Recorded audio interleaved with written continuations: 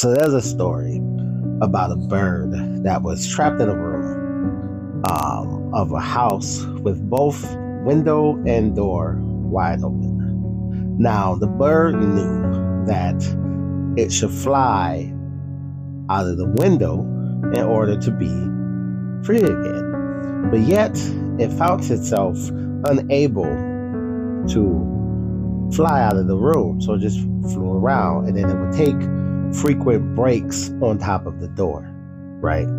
But it wasn't until a gust of wind came into the room, slamming the door shut, right? And allowing the bird to then to ride that gust of wind out of the window and back into the world where, it should be at.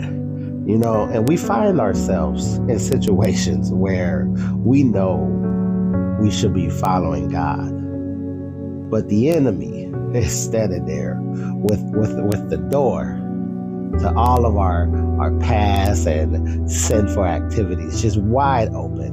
And he knows that it is much easier to fly through an open door than to try and fly out of a small window. But he also knows that if he's able to get you to fly through this door, you're just going to find yourself in another situation where you are now trapped flying around another room, right?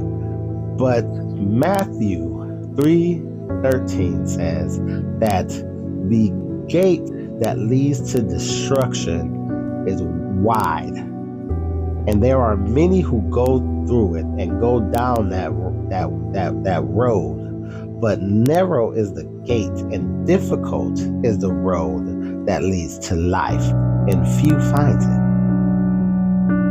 And if we can just put our faith in God, he will shut all the doors that is there to distract you and to deceive you. He will shut all the wrong doors and send in the wind that would then allow you to go out of the window. He will light your path that he has called you to walk down, even if the path seems narrow and unfamiliar to you. God will be there to then guide you out of these situations. Proverbs 3 says that trust in the Lord with all your heart and do not rely on your own understanding.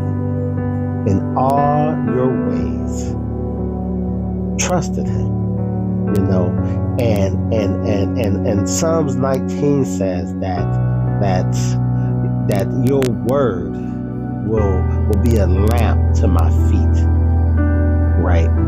And will light the path that I need to go down. That if we can just trust in God and allow God to shut all doors and just ride that gust of wind that God has sent into your life, you will stay on the path.